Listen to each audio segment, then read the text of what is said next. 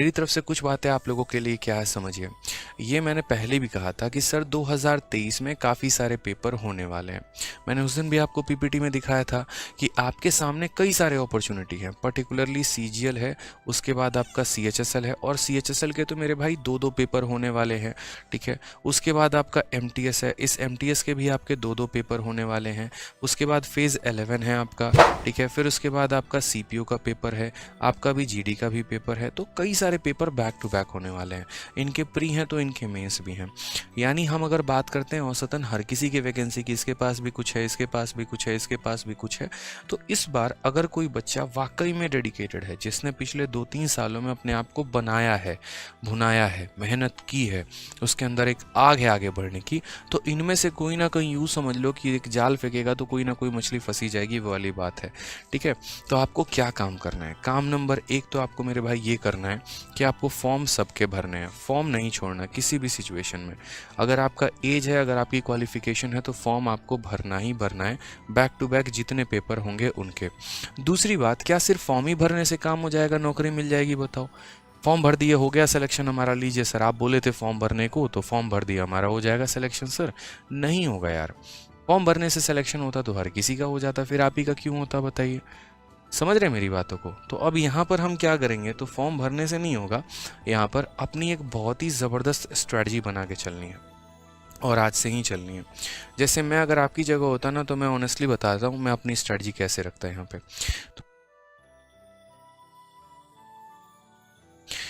तो मैं अपनी स्ट्रेटजी ऐसे बनाता कि मैं आराम से वो 5 रुपए वाली कार्डबोर्ड लेकर आता।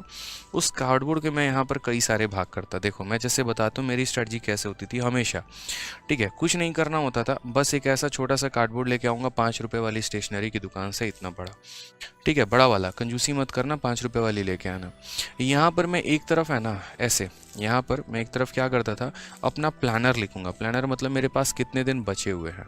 जैसे मानो मैंने 1 मंथ का शेड्यूल बनाया है, या 2 मंथ का शेड्यूल बनाया है, या 3 मंथ का बनाया है, तो यहाँ पर दिन लिखे होते थे 1, 2, 3, 4। हो सकता है बहुतों को बेफजूल लगे, हो सकता है बहुतों को इंटरेस्टिंग लगे, क्योंकि तरीके बदलते रहा करो, उससे मोटिवेशन मिलती है, थोड़ा अच्छा लगता है, ठीक है। ऐसे कर करके मानो मैंने 45 डेज़ के शेड्यूल बनाए, तो 45 दिन तक मैंने यहाँ कर दिया, ठीक है। उसके बाद मैंने यहाँ टारगेट बनाया कि इन 45 दिनों में मुझे क्या करना है। तो इन 45 दिनों में जैसे मानो मैथ्स है, तो मैथ्स का मुझे यहाँ पर चैप्टर है प्रॉफिट परसेंटेज हो गया, फिर यहाँ पर प्रॉफिट एंड लॉस हो गया, फिर यहाँ जैसे मानो टाइम एंड वर्क हो गया, फिर मानो SICI हो गया। ऐसे करके मैंने 4 चैप्टर यहाँ लिख दिए हैं। एक एडवांस का भी बीच में लगा दो, ताकि अरिथमेटिक एडवांस साथ में चलते रहे, ठीक है। यहाँ पे कोई दिक्कत की बात है? अब उसके बाद जैसे मानो ये मैंने यहाँ लिख दिया, उसी तरीके से मैंने यहाँ क्या किया, इंग्लिश की भी स्ट्रेटजी बना ली कि भैया वोकैब में हमको 100 यहाँ पर कम से कम 300 जो है, 45 दिनों में 300 तो बहुत कम है। 300 साइनो एंड टू, 300 वन वर्ड यहाँ करेंगे, 300 यहाँ पर ईडियम फ्रेज करेंगे। इस तरीके से 1000 का आपने टारगेट बना लिया, ठीक है। ग्रामर में भी इसी तरीके से आपने अपने आप के 3 चैप्टर असाइन कर दिए। उसी तरीके से आपने अपने रीजनिंग की स्ट्रेटजी बनाई, उसी तरीके से आपने अपनी GS की स्ट्रेटजी बनाई। अब मैं सिर्फ एक चार्ट पेपर में थोड़े थोड़े बात कर रहा हूँ कि करना क्या है, ठीक है। मेरा दिन जैसे जैसे बीतता था ना, जैसे मान लीजिए कि मेरा दिन आज पहला दिन मेरा बीत गया, मैं इसको काटूंगा यहाँ पे। पता है ये काटने का एक साइकोलॉजिकल इफेक्ट होता है। साइकोलॉजिकल इफेक्ट यहाँ पर क्या होता है ना, कि ये चीज़ें बताती हैं कि देख बेटा तेरे पास कितने दिन बचे हुए हैं। आपको भी पता है कि आज का दिन आपका चला गया, लेकिन अगर वो चीज़ सामने से दिख रही होती है ना, तो महसूस ज़्यादा होता है। समझ रहे हैं? जैसे आप लोग अक्सर देखिएगा कि अगर आप मोबाइल से किसी को पेमेंट कर देते हैं ना, या ऐसे समझ लीजिए आपके मोबाइल में 1 लाख रुपए आ गए, आपको कुछ ज़्यादा फील नहीं आएगा। लेकिन अगर मैं 100 रुपए की मात्र 10,000 की गड्डी आपके हाथ में ला के दे दूँ ना, तो वो पैसा फिजिकल है, आपके सामने है, वो दिखता, अरे बाप रे इतना पैसा है। 1 लाख रुपए अगर मानो 10-10 रुपए के नोट ला के 1 लाख दे दिए ना, इतना सारा हो जाएगा, अरे बाप रे इतना 1 लाख रुपया होता है। फिजिकल चीज़ें ज़्यादा प्रभावित करती हैं इंसान को, क्योंकि वो दिमाग पर ज़्यादा प्रभाव देती हैं। तो ये जो चीज़ें हैं ना, जब आप लिखते हैं तो आपको यहाँ दिखता है, अरे यार मेरे दिन कम हो रहे हैं। ये मेंस वाले बच्चे को भी करनी चाहिए, प्री वाले बच्चे को भी। और फिर उसके बाद तो अब यहाँ कट लगाया करो, परसेंटेज खत्म तो परसेंटेज पे कट लगा दिया, प्रॉफिट लॉस। इससे पता है क्या होता है, इससे एक और चीज़ का सबसे बड़ा जो फ़ायदा होता है ना, वो मेरे भाई इसके जो बेनिफिट्स होते हैं वो यहाँ पर ये होते हैं कि आप अपने आप का आकलन कर पाते हैं, आप बहुत अच्छे तरीके से सेल्फ एनालाइज कर पाते हैं। इससे क्या होता है, हो सकता है आपका एक टारगेट आपका फेल हो जाए लेकिन दूसरा टारगेट बनने में काफ़ी सहायता मिलती है। आपको पता चल जाता है कि यार 45 दिनों में मेरी औकात कितनी है, मैं कितने मैथ में चैप्टर लगा सकता हूँ, कितने इंग्लिश में कवर अप कर सकता हूँ, कितने रीजनिंग में। क्योंकि आज भी तो आप देखो ना यार, 1.5 साल हो गया तैयारी करते, 1 साल हो गया तैयारी करते, 1000 वोकैबुलरी आपको याद नहीं है।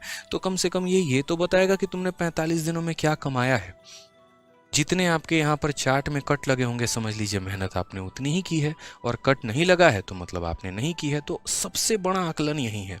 क्यों जाते हो किसी और की वीडियो देखने स्ट्रैटेजी की, क्यों जाते हो कुछ और करने? सिंपल यहीं से फोकस मारो ना यार, अपना एनालिसिस करो ना। ठीक है, तो इस तरीके से जो है आप काम कर सकते हैं अपना शेड्यूल बना के। ठीक है, साथ में यहाँ पर जो है कुछ नोट भी लिख सकते हैं। नोट यहाँ पर क्या लिख सकते हैं, अपनी चीज़ों के बारे में। जैसे मानिए आपने पढ़ाई की, आपको लगा यार ये जो वाला जो पॉइंट है ना और कवर अप कर लेना चाहिए, जैसे फॉर्मूला बुक है वो भी थोड़ा सा देख लिया। जैसे मानो हो सकता है कोई मॉक टेस्ट दिया, कुछ अच्छा क्वेश्चन लगा तो उसके लिए एक स्पेशल डायरी बना ली, उस डायरी का यहाँ मेंशन कर दिया। तो ये ऐसे बहुत रामबान तरीके से इस तरीके से चीज़ें साबित होती हैं। मैंने हर बार मतलब हर 2-2 महीने पे मेरा चार्ट टेबल जो है वो बदलता रहता था। ठीक है, मैं कभी फुर्सत में फ़ोटो दिखाऊंगा आपको यहाँ पे। ठीक है, तो इससे हमारा बहुत ज़्यादा बेनिफिट होता है। इस पर काम करो आप, क्योंकि देखो आपकी गलतियां आपको पता है, आपकी अच्छाइयाँ आपको पता है। ठीक है, आज के समय में ऐसा ज़माना नहीं है कि हर अर्जुन के पीछे कोई द्रोणाचार्य खड़ा है। मेरे लिए यहाँ पर लाखों अर्जुन है, उनके लिए द्रोणाचार्य मैं ही हूँ। ठीक है, तो यहाँ पर सब पर एक एक चीज़ नज़र नहीं रखी जा सकती है। लेकिन हाँ, जो मैं यहाँ पर बातें बताऊँगा अगर उसको हमारे अर्जुन लोगों ने फॉलो कर लिया तो यूँ समझ लीजिए कि जो नौकरी है वो सीधा से मछली की आँख ही है और निशाना वहीं पर रखना है आपको। ठीक है, तो इस तरीके से मेहनत करते रहो अच्छे से, कुछ भी इम्पॉसिबल नहीं है। मेरा मानना है अगर मेरा जैसा जो है डम्ब व्यक्ति जिसके स्कूल में काफ़ी कम नंबर आते थे, अगर वो इस मुकाम तक पहुंच सकता है तो आप तो यार बहुत होशियार हैं। ठीक है, क्योंकि आपके साथ मैं हूँ शुरू से और आपकी अपनी मेहनत भी है, तो आप तो बहुत आगे जा सकते हैं। ठीक है, जीवन में कुछ भी इम्पॉसिबल नहीं है यार, कुछ भी इम्पॉसिबल नहीं है। पहले जो मेरे यहाँ पर 1 महीने की कमाई होती थी, बाद में वो 1 हफ्ते की कमाई बनी, फिर वो बाद में 1 दिन की कमाई बनी, आज वो 1 घंटे की कमाई है। शायद कल के दिन जीवन में 1 सेकंड की भी कमाई हो। और वो कमाई क्या है, तो वो कमाई आप लोगों का लाइव वॉचिंग है। समझ लीजिए कि 1 महीने में पहले मेरे जितने लाइव वॉचिंग होते थे, फिर वो 1 हफ्ते में लाइव वॉचिंग पे आए, फिर वो 1 दिन में आए, फिर वो 1 मिनट में, आप वो 1 सेकंड की जो हमारी है यहाँ पर लाइव वॉचिंग व्यूज़ हैं, प्यार है, ये मेरी कमाई है। टेंशन मत लो, अकाउंट की बात नहीं कर रहा था मैं। ठीक है, तो ये जो है जीवन में आगे बढ़ने के कई कई सारे हिस्से होते हैं, स्रोत होते हैं। बढ़ते चले जाओ, मेहनत करते चले जाओ, बहुत कुछ हासिल कर। ठीक है भाई, चलो।